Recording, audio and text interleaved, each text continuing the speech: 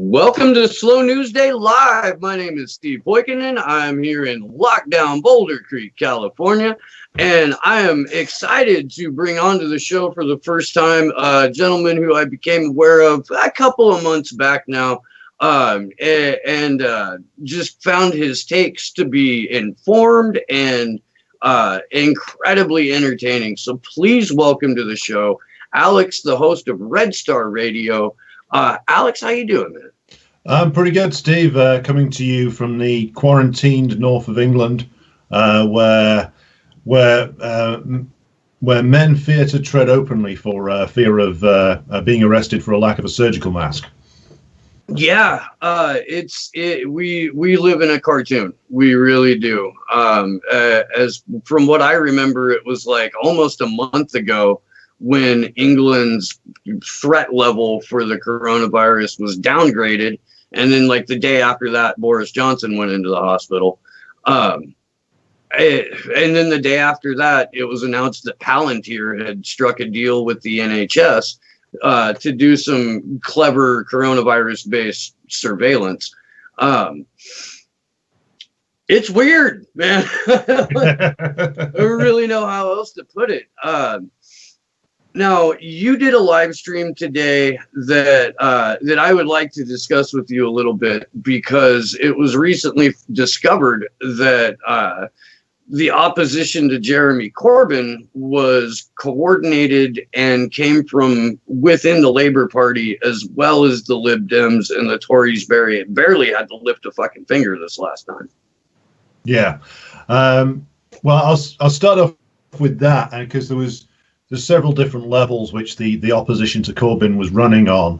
And the most damaging was, of course, the one that always comes from internally, because if you don't command your own party, you don't command anything. The truth is that Jeremy Corbyn, he won the leadership in 2015. And again, when they tried to dispose of him in 2016, the members re-elected him. But he never really controlled the party machine at all. It had been staffed by sort of disgusting establishment figures, by Tony Blair and Gordon Brown for over a decade beforehand. The bureaucracy is just completely unaccountable to anybody, and they are solidly on the side of the British political establishment. And the leak today revealed all of that in email form. So all of the stuff I've just said, you can see it all written down in the leaked report.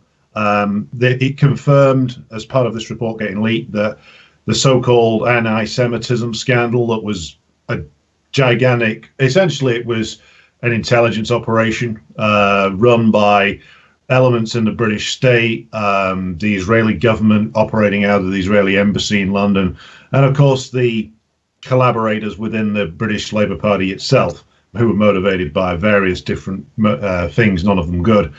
And so all of this just confirms what we knew, which is that Corbyn was opposed from day one by the people who are supposed to work for the party members, but in actual fact just want to run the Labour Party as a private fiefdom.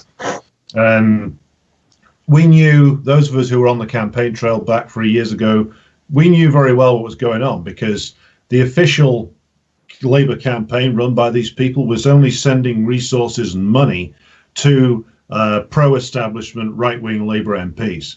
They weren't putting resources into actually taking seats off the Tories, and they weren't putting any resources into areas where there were left-wing pro-Corbyn challengers. And we could see that, and we could see they were using scorched earth tactics on their own party. So whenever the old establishment lost control of a local party committee, they would basically destroy all the records, destroy the campaign material, basically obliterate everything on their way out the door. And we knew, those of us on the ground, that they would much rather lose to, at the time it was Theresa May, than see Corbyn win. And that, there's some guy in my live chat today commented, a dog could see it, It's like this didn't take like a great degree of brains to work this out. The tragedy in the crime was that Corbyn and the people around him didn't do anything. They didn't do anything when they had the political capital to tackle this. They curled up into a ball and just gave in to these people over and over again. On the question of Brexit, they disastrously caved in, and that cost Labour millions of votes from the British equivalent of what you in the States call the Rust Belt. We've got our own version of it here. They lost millions of votes there, mainly from people. Sorry to interrupt, but that's the Midlands, right? It's the Midlands and the North, which is, it starts at Birmingham upwards. Essentially, the areas in the UK where there was coal mining, steelworks, shipbuilding, mass fishing industry, until about 35 years ago, when it all just suddenly disappeared within about 15 years. And at the time, of course, what's damaged the Labour Party was that you had nominally a Labour government under Blair and Brown in for 13 years, and they did nothing for those people. And then they acted surprised when they started voting for UKIP, the Brexit Party, and even some voting for the Tories, but most just not voting. Let me take a temperature check here then, because the parallels between the last 4 years or 5 years with Jeremy Corbyn and the fate of his campaigns and those of Bernie Sanders are eerily similar. And in my mind, if the unforced errors, or what are perceived as unforced errors, all go one direction, are they really unforced errors, or are they someone basically doing their job? I would say the commonality is that you have two men who had spent a lifetime on the backbenches of the part of UK Parliament or the House of Representatives and the Senate, and they'd got used to being oppositional in ways in which the establishment didn't care about. It's like the establishment didn't care that Bernie Sanders made speeches on C-SPAN watched by 5 people and a dog. You know, they don't mind that at all.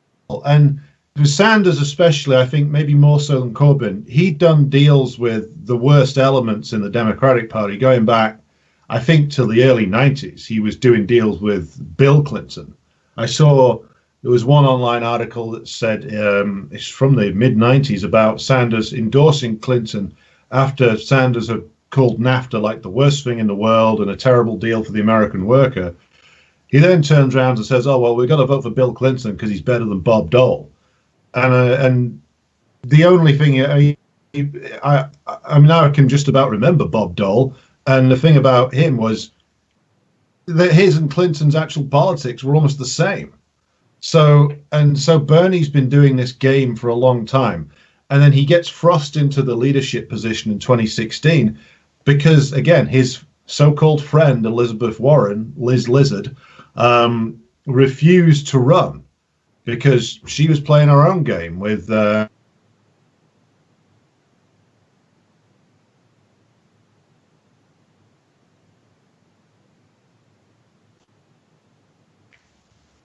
Oh, I'm back on now. Can you hear me?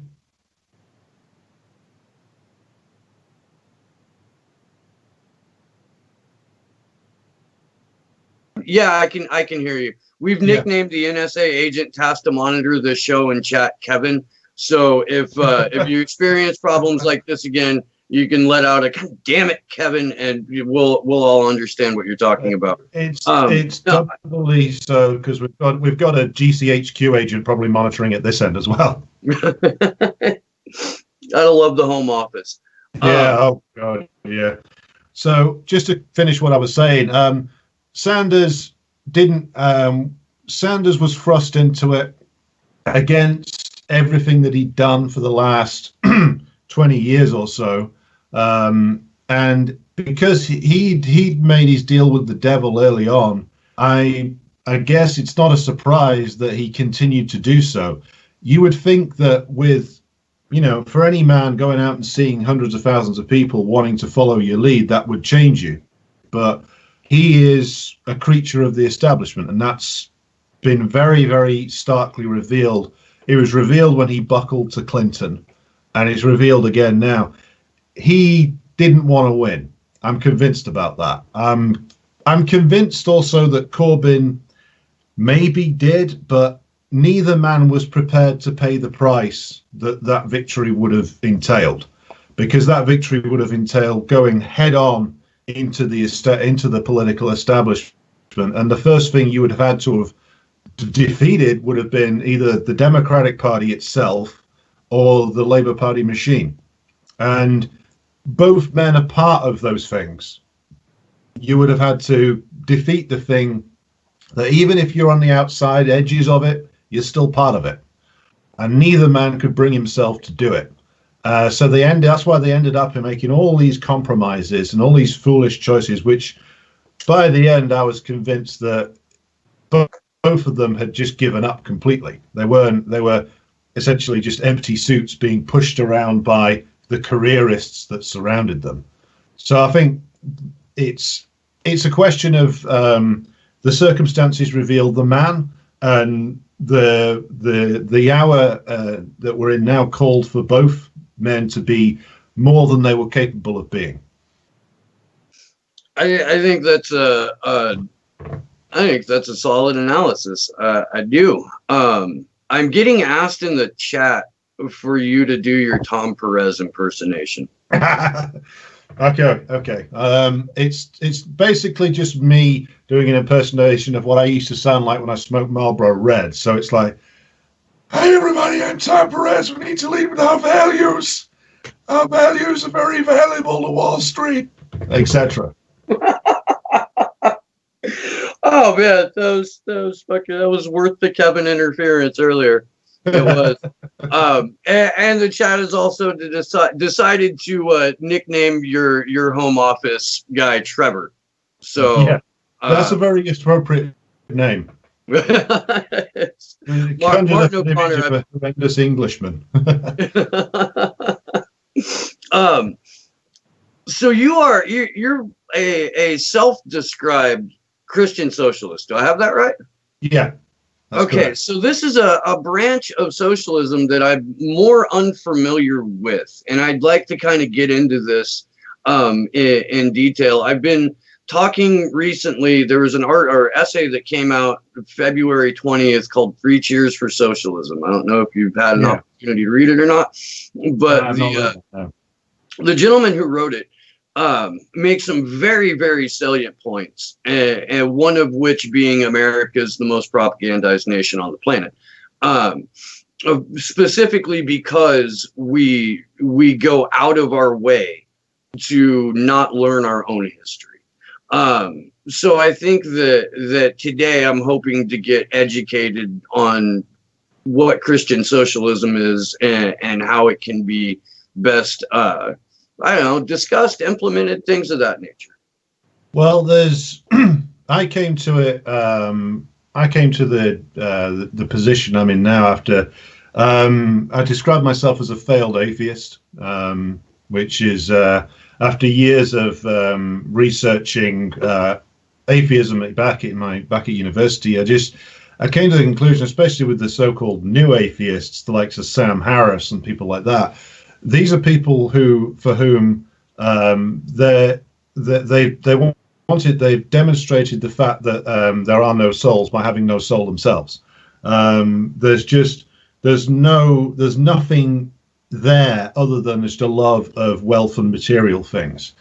And also the reason I came to it was because if you go back and look at the history of the best elements of Christian thought, from the earliest saints onwards, you can see a rejection of what in biblical language is known as usury, a rejection of debt servitude, a rejection of rule by the wealthy, and also in the more radical elements of the old saints, a rejection of the wealthy's ability to buy their way into the kingdom of heaven. And that goes back to the famous quote from Jesus himself, which is, sooner will a camel pass through the eye of a needle than a rich man enter the kingdom of heaven.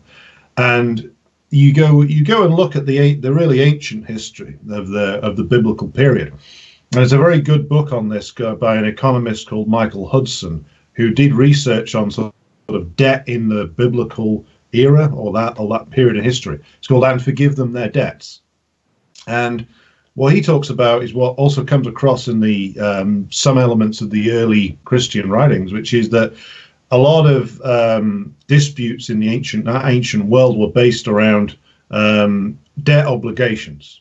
So why was, for instance, Julius Caesar really killed? It was because he was actually offering debt forgiveness to the plebeians, which mortally offended the patrician aristocrats who owned a lot of that debt.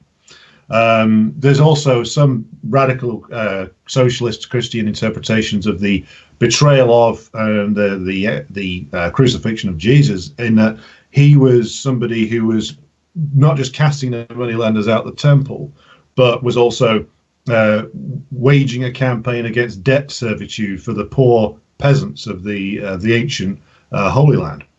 So I give that as background. And if you read through the New Testament specifically, but it's there in the Old as well, you find the figure of Jesus himself is certainly somebody who is a radical, who is highly critical of the deeply stratified society that existed in that time. Not just critical of the Romans, but also the religious authorities who collaborate with the Romans, known as the Pharisees. And that's why he remains such an inspirational figure for the poorest and the most downtrodden of the world. And that was appropriated by the Roman emperors was a stroke of diabolical genius, because you've got the religion of the slaves being taken on by the masters and turned into this giant institution known as the Catholic Church, which lives with us to this day. But to me, if you look at the development of Christianity in the way I've described, and it's undeniable that's the siding of the good Christian thing is to be on the side of the downtrodden, be on the side of those that the so-called respectable people spurn. Always be on the side of the poor and the oppressed, consistently, and no matter at what cost to yourself. Being prepared. It's one of the things about the Christian ethic I admire the most, which is that you be prepared to make the sacrifice to improve the lives of others, to saving the soul of others or saving the lives of others, and that ethic to me fits perfectly with the socialist beliefs I'd developed already, and it's to me it's a good way of balancing out the sort of materialist analysis with a spiritual side which deals with morals and ethics and actually allows you to engage with those moral and ethical questions, not just on the material level, because one of the things that is lacking in some elements of socialist thought over the years is that the moral and ethical questions have been neglected. Because if your point of view is that those are downstream from the economics, whereas mine is that those are all wrapped around each other together. You can't really separate those out. The moral, the ethical, the economic, the political, they all interweave and interact with each other. And to me, Christian socialism is an excellent way of addressing those questions. It's also, in terms, if you want to put it in US terms, it's some of the most famous Christian socialist himself was somebody like Martin Luther King, who had specifically moved to that position towards the end of his life, when, of course, the US government stepped in, assassinated him, and blamed a patsy.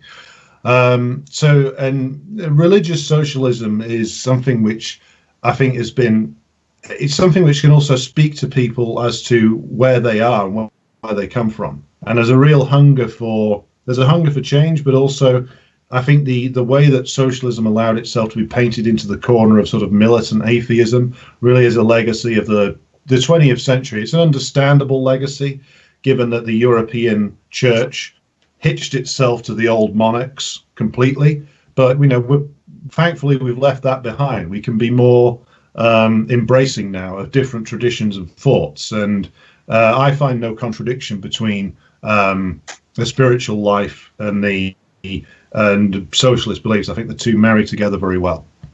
I am not a heavily religious person myself, but I grew up in that background. And I'm hearing an echo, so somebody needs to turn down a little bit. I'm not sure who that is. But my grandfather was my grandfather was a minister. Would you please mute yourself while we're doing, because I'm hearing me coming out of your speakers. I think. Me, yeah, sure. Yeah. And you just jump back in, when you need to.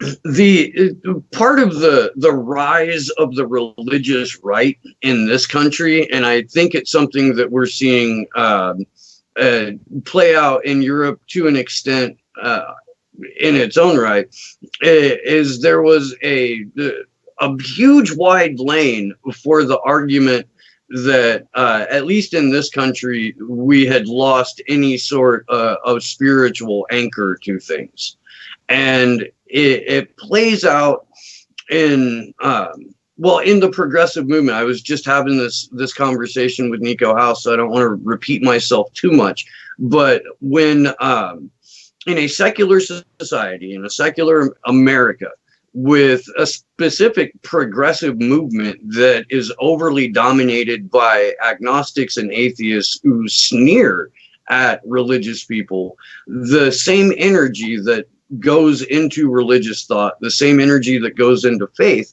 it gets replaced in the form of political figures, political leaders. And Bernard Jesus Sanders is a perfect example of that, because the arguments that you see from the Bernie dead enders are almost identical to those that you'll find from a religious fundamentalist, down to the quoting of scripture. Like, Bernie said this, so we believe this. Bernie does that, so we believe that. And we've now got, because we are, as a society, relatively uncomfortable with the Western prosperity gospel kind of Christianity that is dominated in the evangelical sphere over the last 40 years. Because we're so outwardly resentful to that, there is an incredible and overwhelming void of spiritual thought. I don't know if you want to chime in on that or not, or if you have a point to make, but I would love to hear your opinion on it. Yeah, I first got interested in actually the subject of the American Protestant tradition many years ago when I was reading about religious responses to 9/11 and the War on Terror. And the more I dived into particularly sort of a prosperity gospel kind of thing, the more I thought, well, this is something which is done the literal elevation of mammon above everything else. It's really bizarre to see the religion of the humble figure of Jesus get embodied by some guy in a glittery suit doing fake faith healing on somebody. But it's not a surprise, because the religious, particularly religions that get embodied within a state apparatus, and I think one of the problems for American Christianity is that since Reagan brought in the evangelicals into the Republican Party big time, the American Christianity has been, or certain aspects of it have been, brought into the state, even if that's not officially acknowledged. And what that does is, I mentioned earlier on about the European socialists developing a loathing of religion due to the tying up of the Catholic and the Orthodox Church traditions with the monarchs of the feudal period. Well, now you've got certain aspects of Christianity have been warped into the body politic of certainly the Republican Party. and the more sort of militant free market types that are sort of represented within. So I can understand why there's a certain rejection of that. The problem is, though, that it leaves a hole inside people and a yearning for something bigger than themselves, which they've replaced with the rather poor substitute of Saint Bernard of Vermont, and a man unworthy of worship, if ever there was one. But the problem I found, this was with Corbyn as well, and we're a much less religious country, but you could tell it with some people. It was the first time, and I have sympathy with the way these people are, even if they're very frustrating. It was the first time that felt like they were allowed to believe in something bigger than themselves, particularly for the younger generation. I mean, for the older generations, they'd had various figures come before, but this, for people born since the 80s, my generation and the sort of the 2000s generation, they had never felt that. They had grown up in a sort of really self-centered, inward-looking, narcissistic culture, to which the official church had withered away to nothing, and the only thing that was left in any of this place was consumerism. And then for the first time, this guy comes along and he says, well, we can do something better. So I understand the over-identification with it, but we're not going to make any progress if you worship such figures or any political figure, because this is one of the reasons why I come back to the Christian ethic, because the Christian ethic teaches us that man is always fallible. Even the best man can fail in the wrong circumstances. We can all make the wrong decision. We can all fall from the ideal that we set ourselves. And if you want a good example of that, the actions of Corbyn and Sanders, they could have done with a bit more of the religious ethic of both of their faith origins in them, to actually inspire them to greater levels of preparatory for self-sacrifice, not just in terms of the ultimate sense, but being able to prepare yourself to say, I'm going to go through this difficult period to lead people into a better world, into a better life. But in reality, neither of them were capable of it. So I can understand where all this is coming from, but I think one of the things that the American left has to do is it really has to get over the Christopher Hitchens new atheist stuff. Even if that just means work with people and don't talk about it. Don't get triggered by somebody praying to open a meeting. And socialists out in Pakistan have to open their meetings with an imam giving a blessing. It's not that everybody believes; it's just what you do in that particular area, because then you're in with those people and they'll actually hear you. Whereas if you go in there sneering like H.L. Mencken covering the Scopes monkey trial back in the day, those people aren't going to listen to you. You are everything that talk radio told them you were, and that how we get over that is a question that's going to, I think it's an urgent one that comes out the Bernie and the Corbyn campaign's failure.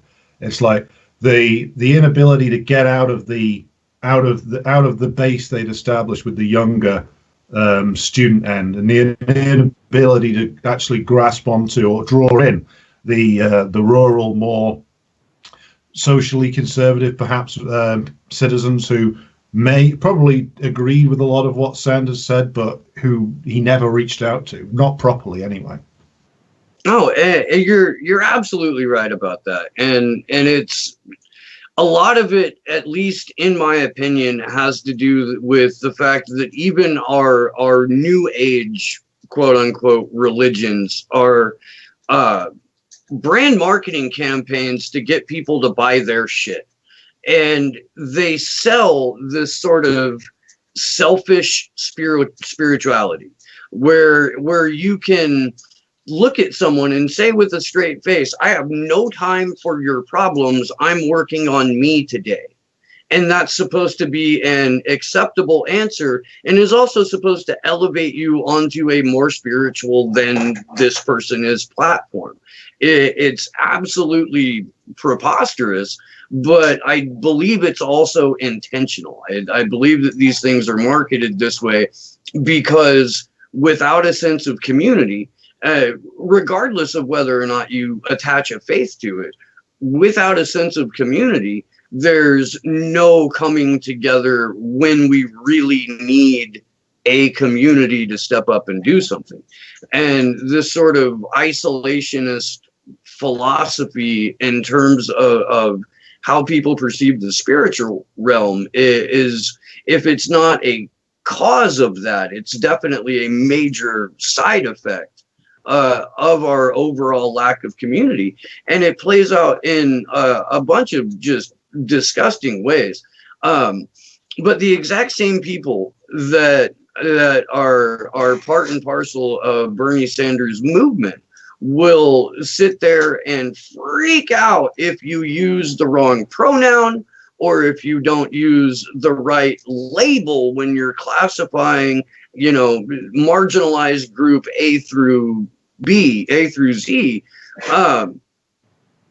They're the first persons to turn to a person with faith and be like, you are oppressing me just by invoking your particular god or goddess in my presence. And this is, the paramount to an attack on me. Get the fuck out of my, meeting, get out of my movement, all that kind of, just down the line. It's sad to watch, but it's why I try to draw parallels between the American evangelical prosperity gospel style Christians and the people who have replaced the energy that faith would give them with a political figure. Just to chime in on that for a moment, the what you mentioned there sort of struck a chord with me, because if you walk into, I don't know if there are any bookstores are actually still existing at the moment, but when there used to be bookstores that were open, you walk into the self-help section, and it's filled with bargain basement Buddhism, or dime store Christianity, or just stuff that completely strips out all the positive elements of all of those of all faiths, and just replaces it with the idea that every answer for you lies inside. So they're talking about the prosperity gospel Christianity or things akin to that. It's like, if you're poor, that's on you. If you're in a shitty situation, that's on you. You should have just believed more in you, and then God would have believed in you.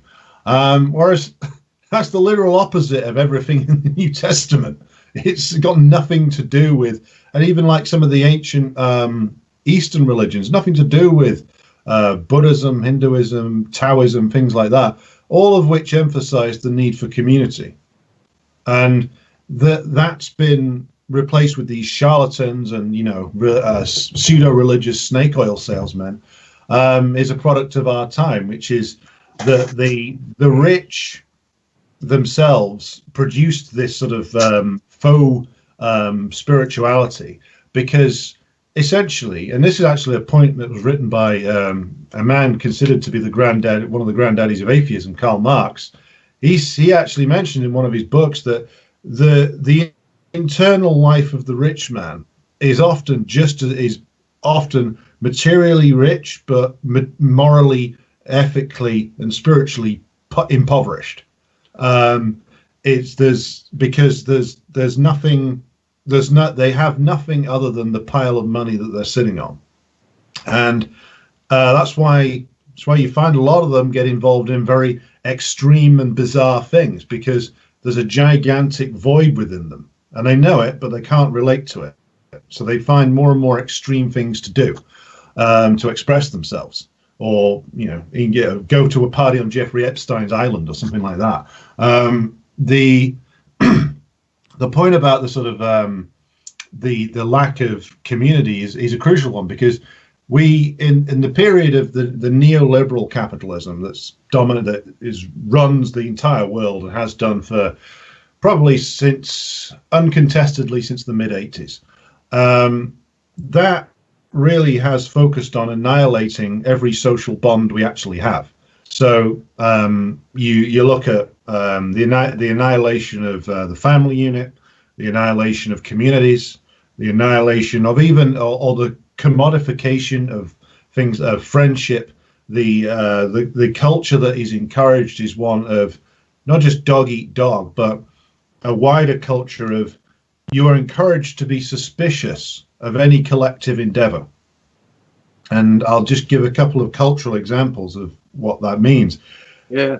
One of the things I've noticed since I watch a lot of movies and always have done, but one of the things that filmmaking and TV started doing probably from the late 60s onwards was there was every film about, a young man or young woman's struggle involved leaving behind a conservative, non-understanding, backward-looking family or community, as boldly striking off on their own, leaving all that behind to a new life. And then you can look at early examples of that would be like one of the more interesting examples is the old Jack Nicholson film Five Easy Pieces, or basically every Footloose, or every rom-com from the 80s and 90s about the small town holding you back. The family holds you back. You, the brave individual, have to get out and go to the city and become another face in the crowd. And by becoming part of the rat race, becoming part of the unmitigated struggle in the capitalist economy, you'll find yourself. And I was thinking about this recently because I found myself in my earlier years going through that thought process myself, because I was born in a small town, brought up in a small town, and I was desperate to leave. But then I thought to myself a few months ago, I was like, well, why was I desperate to leave? There's things about small town life which are very frustrating and annoying when you're young. But I thought about it and I thought, well, it's the cultural product of the time that puts that in your mind.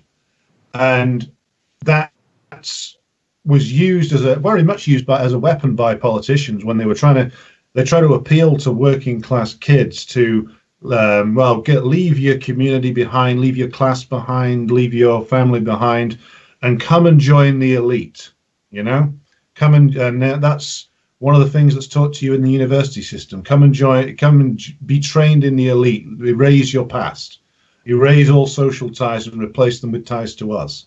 And that's what you see in a lot of these.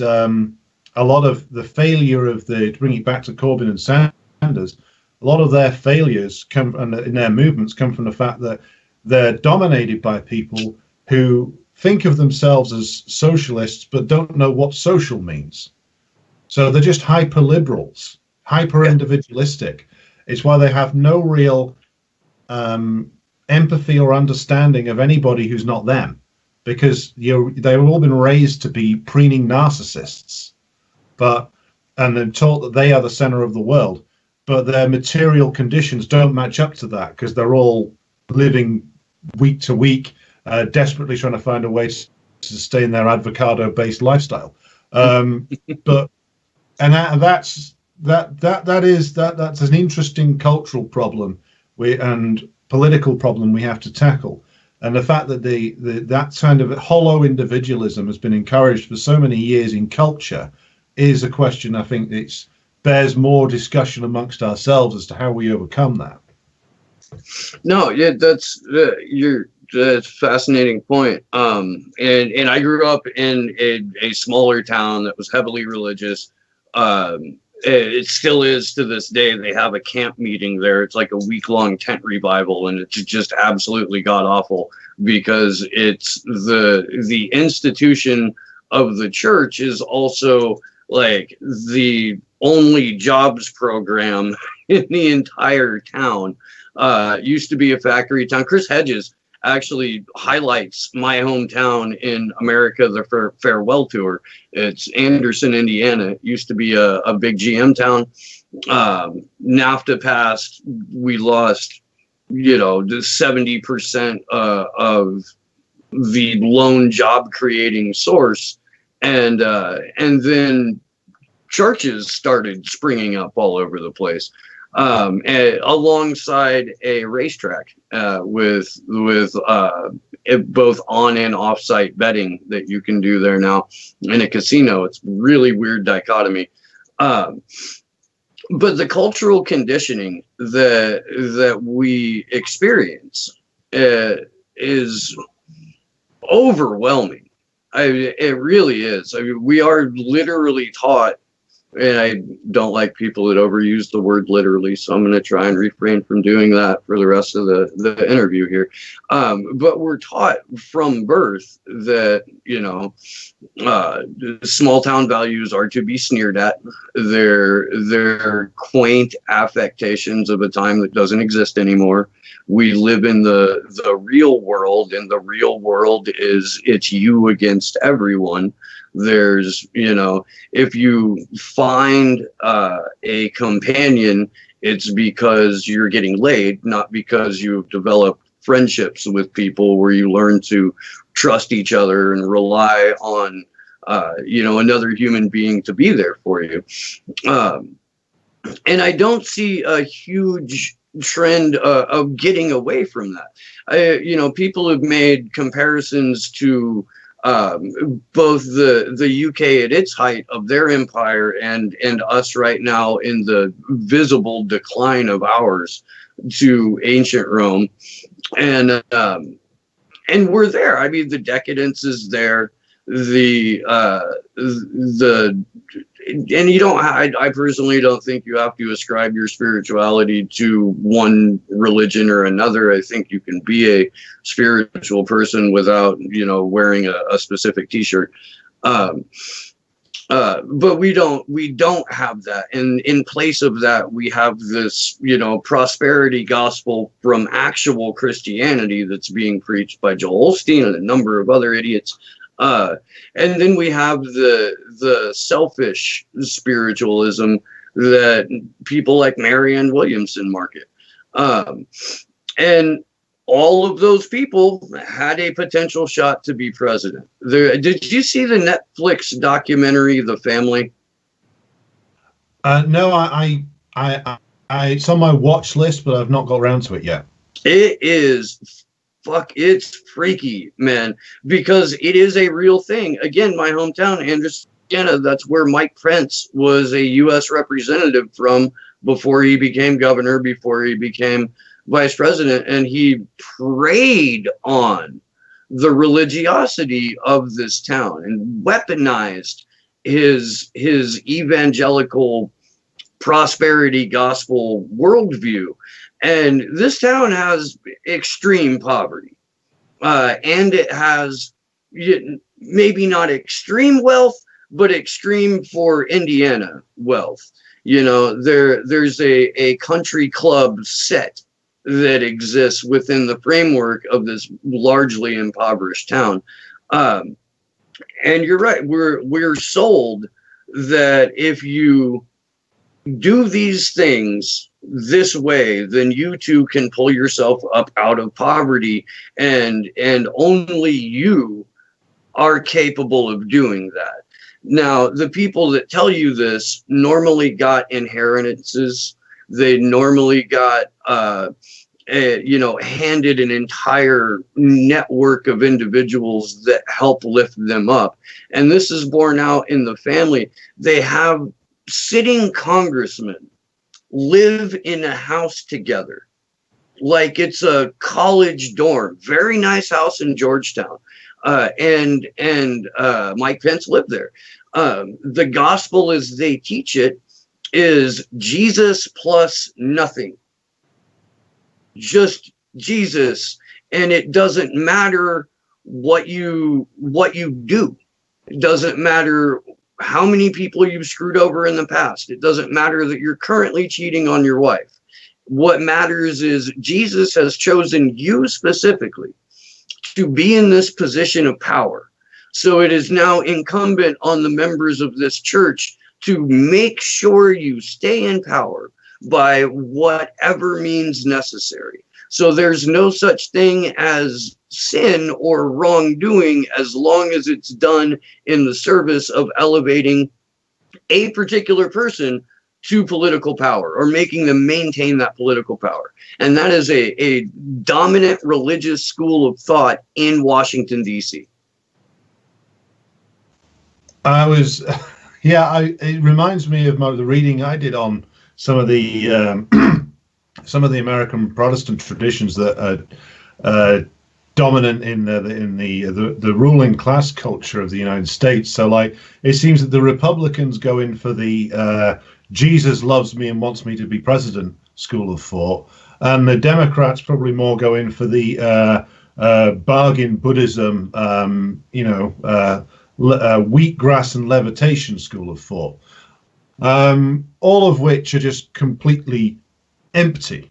It's just, I mean, literally the doctrines of both of those are literally all about powerful men and women justifying their own wealth and power to themselves.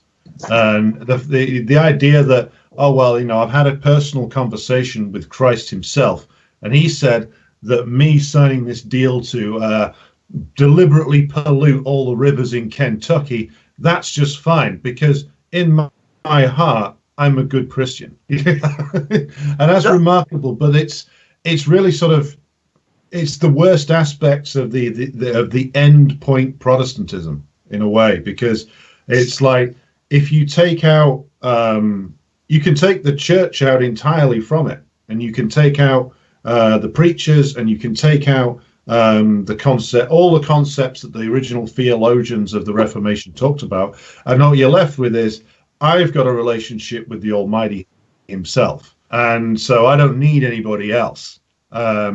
God said that my inheritance from my father, who made his money dealing arms to the Nazis, that's just fine. That's known as the George Bush approach. And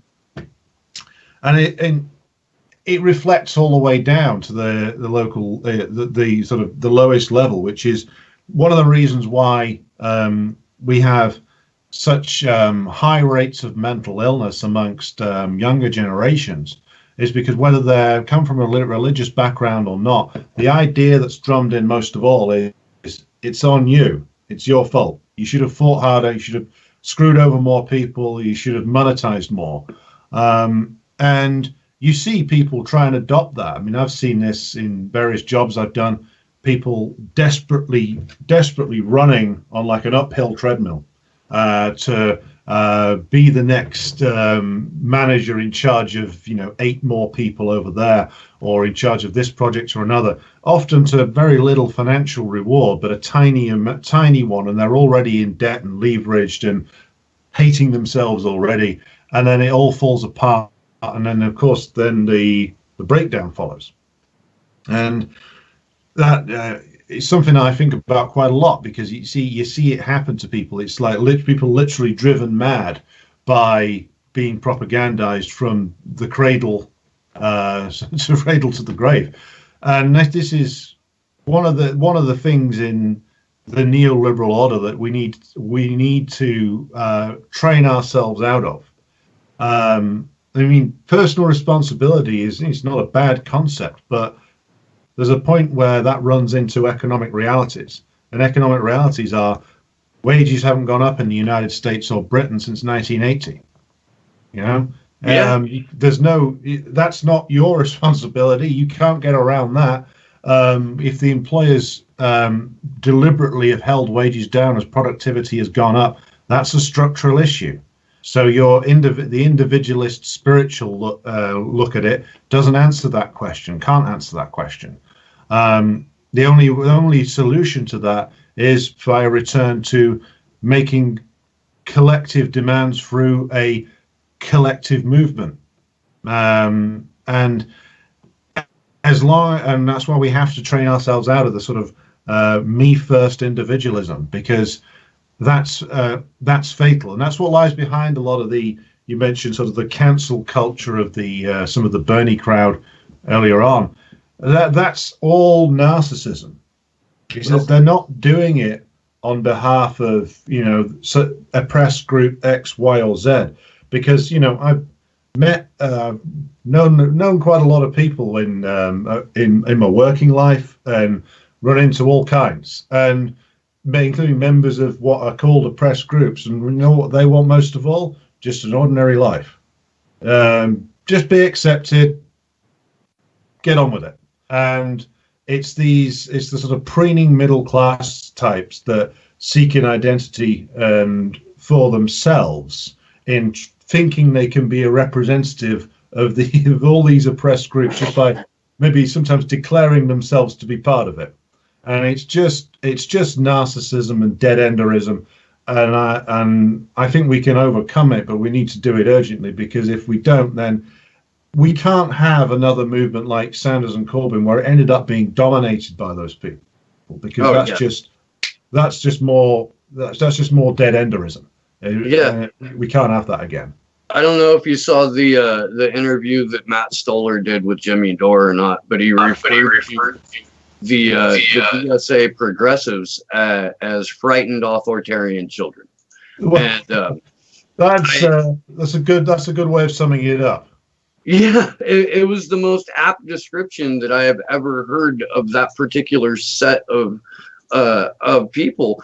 And look, I'm not out here to, point to specific individuals and say that person A or B is a bad person. But when your orthodoxy is based on virtue signaling, winning virtue signaling Olympics, like you're still trying to take an individual medal in the virtue signaling Olympics. And that's not going to get you the populism that you're espousing. It's not going to get you the collectivism that you may be espousing. I do think that when Marx referred to religion as the opiate of the masses, he was directly talking about Russian Orthodoxy, which mirrored Roman Catholicism in its opulence. It mirrored Catholicism in its just counterproductive,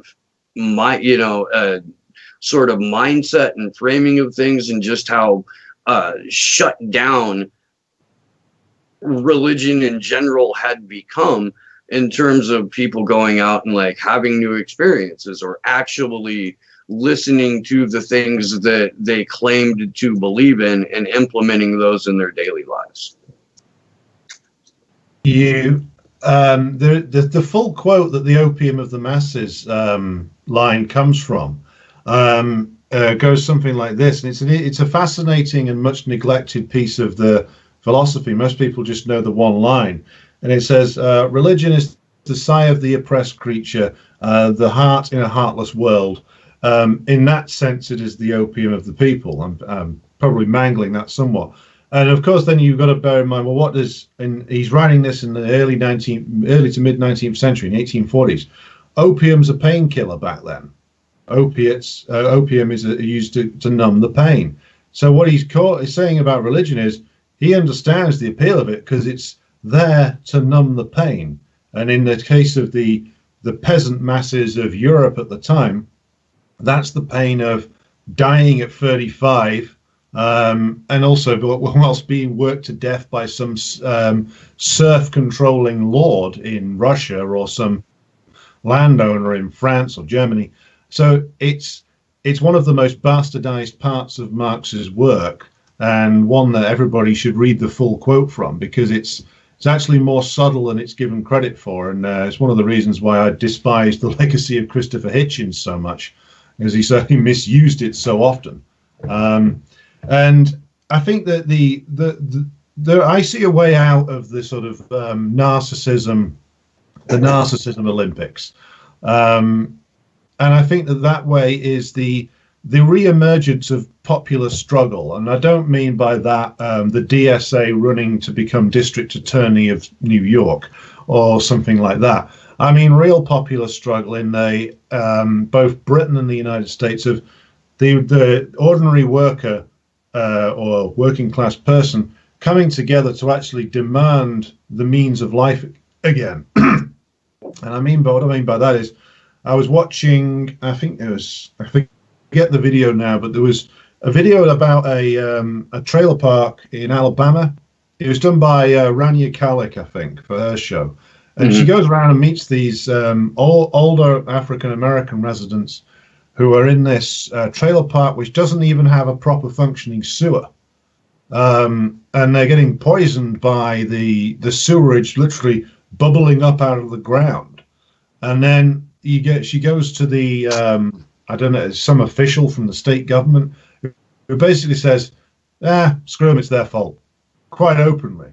And so when you get a situation like that, where the basics of life are being denied, basic dignity is being denied to so many, that should be the impetus for popular struggle. It's like, we got to come together to demand that people be afforded the basics of life. To be able to do anything, you need to be free from worry about whether you're going to catch a disease by turning the tap on.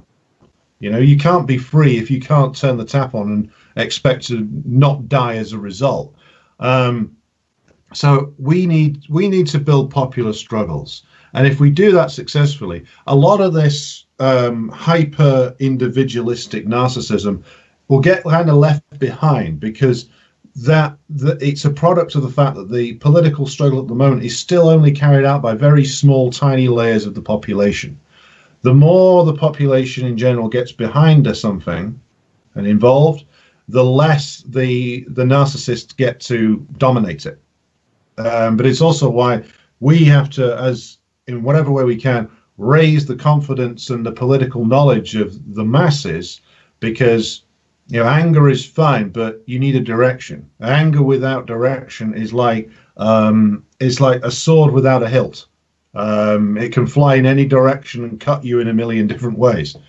But we have to, those of us who are active politically and have the benefit of certain knowledge, need to be prepared to humbly engage and raise people's awareness about not just the problems facing them, but how they have collective community power and how that can be mobilized. I mean, sounds a very basic lesson, but we've been hurled back a very long way in the last 50 years.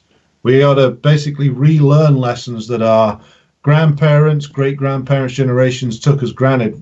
We've all grown up and never learned them. So let's be honest. They just spent about 2 months ago. They spent an inordinate amount of time teaching people how to wash their fucking hands. There's a lot that we have intentionally stopped teaching just everyone collectively. One of the reasons that I myself am an information activist and advocate on behalf of WikiLeaks and Julian Assange is because out of every outlet that exists for you to go and find information, there's basically just WikiLeaks that is doing it as, here's the information. Here's the primary source material. We are not going to tell you how to think about it. We're not going to tell you how you should think about it. We're going to give it to you as we got it, as long as we vetted it correctly.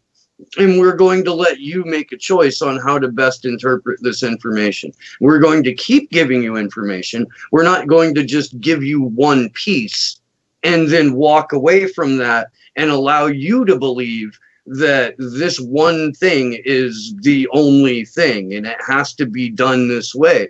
And one of the many, many reasons that Julian Assange is still being tortured in Belmarsh prison right now is because he refused to make what he was doing about him. You very, very rarely hear him speak on how this has affected him personally, or what his opinions are on things, for that matter. It's the quotes like, if war can be started by lies, peace can be started by the truth. And two things that that I particularly, or I enjoy, are helping those who are vulnerable and crushing bastards. And like it, I'm certainly not trying to draw parallels to Julian Assange and you know, a religious figure, but in terms of walking the walk, especially in, you know, the narrow sphere of information outlets, I think you would be hard pressed to find a better example of that sort of, you know, school of thought than WikiLeaks. Well, it's I'm glad you brought it up, because you can get a real education just by spending an afternoon going through the site.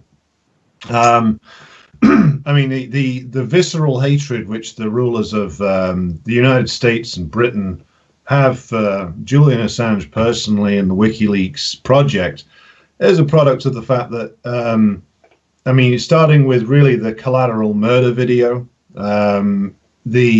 he blew through their bullshit, because I remember one of the big lies of the Iraq War was always, look, the US and the British militaries, it's not like Vietnam anymore where we're just gunning people down. It's we're trying to avoid civilian casualties. No matter what mistakes we make, we're better than that Saddam guy. And then WikiLeaks releases that video, and everything's blown out of the water, because there you see it quite plainly, you know, double tapping a crowd of people, killing the first responders, that kind of thing. And then it comes out many years later that it's a standard operating practice. This was a favorite method. Double tapping was a favorite method used by the great liberator Barack Obama and his drone strikes. And the fact that their bullshit got blown up is why they can't let him go. Also why I don't think they really want him to go to trial in the United States, because then you've got things like disclosure, and his legal team might try and get hold of all kinds of embarrassing things from the US government that they don't want to be revealed. And I'll just conclude by saying that him and Manning, the two of them refusing to buckle and compromise and break, should be a real inspiration for everybody, because if those two people can stand up and refuse to crumble like Sanders did and like Corbyn has, well, then you can do it too. You know, what it takes is a belief, and also the strength of feeling that you have a collective behind you. That is very sustaining as well. Whereas if you are quite literally God's lonely man, then you're very easily broken and disposed of.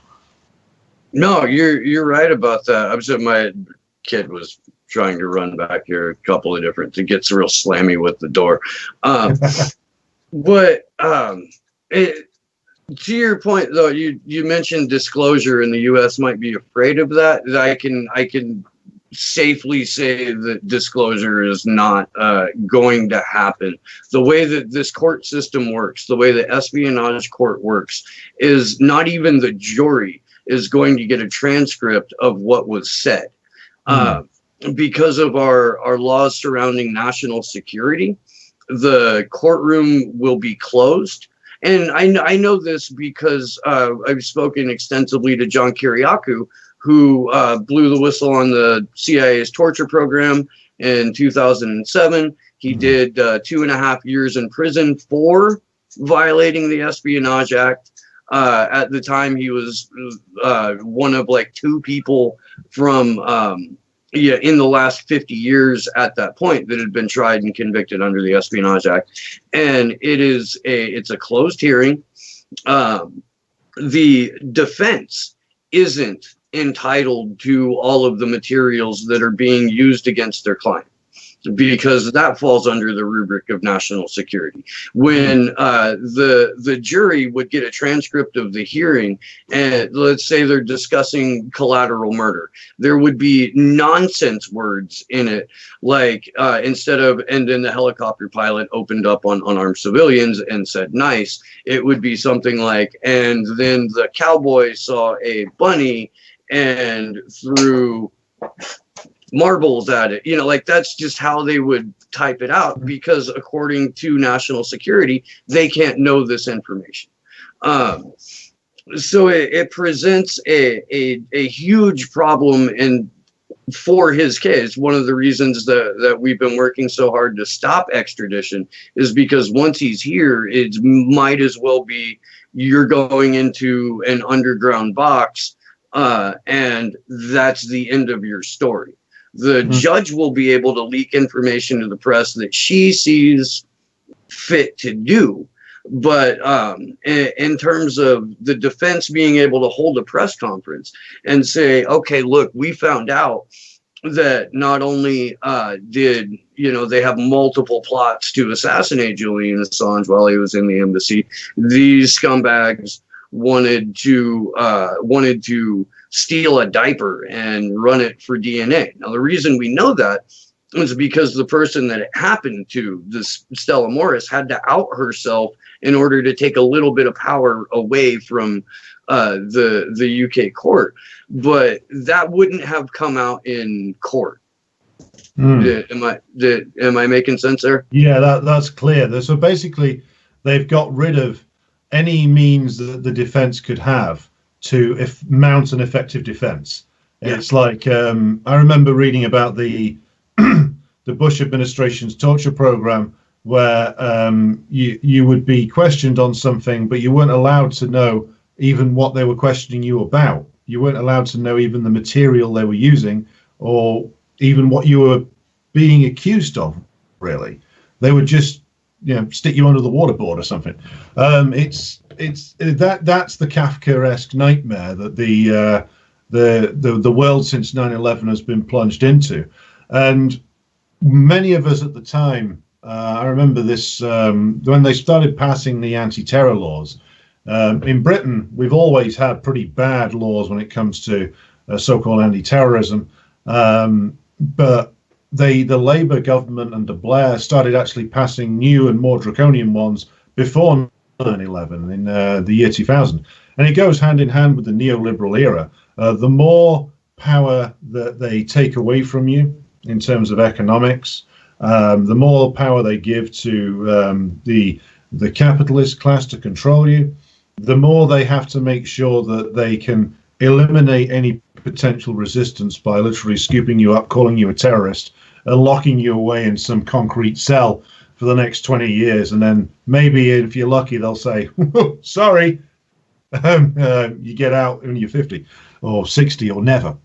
One of the things I wanted to mention was the really criminal conduct of Sanders and also Corbyn when it came to Assange, because Corbyn didn't mention Assange at all until right at the end of his leadership, when he was on his way out the door. Suddenly he starts asking questions about it, and I thought, well, Jesus Christ, it's like I know that he knows better than that, or did at some point in his life. And as for Sanders, well, the WikiLeaks DNC leaks revealed everything about how they stitched him up like a kipper, completely done him over. And what does he do? He ignores it, tries to pretend it never happened. And if he had anything about him whatsoever, he could have made a lot of political hay by hitting the record of Biden and the others hard on the question of personal freedom questions, democratic rights questions, which do have a wide resonance for, as far as I know, with the American electorate. He could have made a real hay out of that. But to do that, he would have had to do the thing that he would never do, which is criticize Obama, which Obama's record on state secrecy and, the drone war, so-called anti-terrorist legislation, was worse even than George W. Bush. And You're absolutely again, right. they can't confront that, because to confront that means confronting the fact that Obama was a terrible president for 99% of Americans, and that he was as much of a vicious criminal as Bush was. And if anything, Trump, whilst bad, is not at Obama's level just yet, because he hasn't done something as reprehensible and awful as the Libyan war yet. I mean, he might have another 4 years, but the awfulness of Obama is something that I think, again, the WikiLeaks leaks really paint a picture of who he really was, and the fact that the Sanders campaign couldn't use that at all, couldn't use any of the bad shit that Obama did, throwing millions of Americans out of their homes on behalf of Wall Street, couldn't do anything of it, couldn't say a word about it. So it's no wonder that, when it came down to it, the electorate he thought would turn out for him didn't, because he missed he missed more open goals than a one-legged striker. He did. And so that, I mean, in my mind, that means that it was a calculated decision, because he knew what team he was really playing for. And the team that he was really playing for was not the people that he was sheepdogging back into the Democratic Party. It pisses me off, because I watched it go down. I watched all of it go down, and I was trying to scream my full head off about, hey, look, he knows what's in WikiLeaks. He knows what's in the DNC emails. He knows what's in the Podesta emails.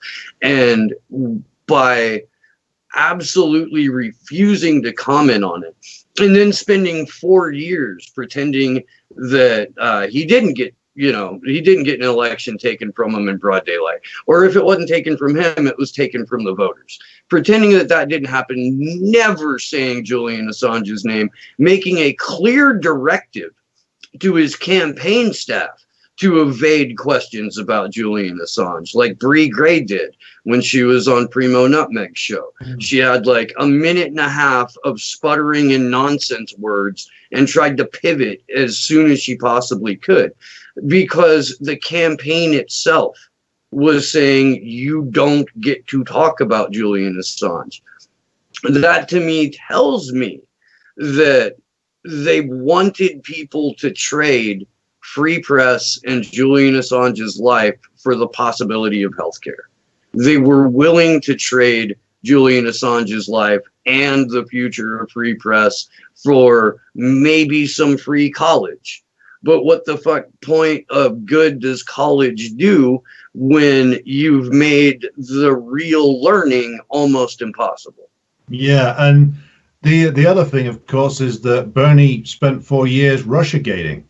I mean, that's the other thing. It's like Russiagate, which we know, thanks to the work of the truly independent journalists, was always a fraud. Was always designed as a method for, first of all, disciplining the Trump administration and pushing Trump away from some of the commitments he made in 2016, like withdrawal from Syria, and sort of making some kind of moves to go for détente with Russia, and also as an excuse for Hillary Clinton as to why she lost an election to a game show host. I mean, literally, that's in, was it Donna Brazil's book, Shattered, where she discusses how they literally came up with Russiagate on the fly on the night of her loss. And then Bernie goes out and pushes this lie for 4 years. And not only does he do it, but he's the idiots in the so-called free media on YouTube go around pushing Russiagate and impeachment as well, despite the fact that everything that he's doing now, Bernie, is that he's alienating more and more independent and maybe some Trump voters who got a bit disillusioned with Trump or who might have been for Bernie in 2016. The longer he sounded like an establishment Democrat, the less appeal he had. And unless he's completely stupid, which I don't think he is, he had to know that on some level. But it's absurd to watch. It really is. A man essentially tie a noose around his own campaign's neck, which is what Bernie did. Every time he opened his mouth about, Trump is the worst, most corrupt president ever, and I'm thinking, that's not, isn't it? It doesn't even make any sense. I'm not even American, and I know that's not true. You know? I mean, Jesus, we've had George W. Bush and all the shit that he did, and then before him, Billy Boy Clinton, Jeff Epstein's best friend, who's literally registered as flying 26 times on a plane called the Lolita Express. Yeah, Trump was on it too at some point, but you want to tell me that Trump's uniquely bad? Because it was ridiculous. And as to what he ever thought he was going to get out of it, maybe Hillary Clinton's got a sniper trained permanently on his wife. I don't know. To be honest, that sounds absurd. But after the last few years, nothing would surprise me anymore about certainly Clinton and what that family's capable of. But I return to the point about all of these things, like challenging the U.S. deep state and challenging the deep state in this country as well, because they're both very, very, the states go very deep in both Britain and America. Again, Corbyn and Sanders couldn't do it, wouldn't do it, even when in this country, I mean, you must have heard of the Integrity Initiative. Oh, yeah. Which was revealed partly by Chris Williamson, the former MP, who also stitched up and sold out by Corbyn over the fake anti-Semitism thing. But he did a lot of work on exposing that, which there's obviously some vengeance from the British security services there. And it revealed what, the most crude Marxist in the world couldn't have written what was revealed there, which is that literally they have journalists in all these countries being told, push this message, push this message, push this message. And literally there were guys on that list that got leaked who had been in the papers pushing neocon talking points in Britain for decades, like David Aronovich, is this disgusting ex-communist who goes around basically saying, "Well, I was on the left once, but now I'm a pro-war, invasion lunatic. So listen to me." And he's revealed as a state asset, and nothing happens. You couldn't get a more active demonstration of the fact that there is a deep state, and we knew the leaks also confirmed they were running stories at the behest of the UK intelligence services against Corbyn. And again, he says nothing, he does nothing, and he sells out the guy who tried to reveal it. And I don't want to downplay what that going up against the UK deep state or the US deep state. These people are some scary criminals. They'll kill you if you get too close to challenging them. But if you're not prepared to take that risk, why the hell did you stand in the first place?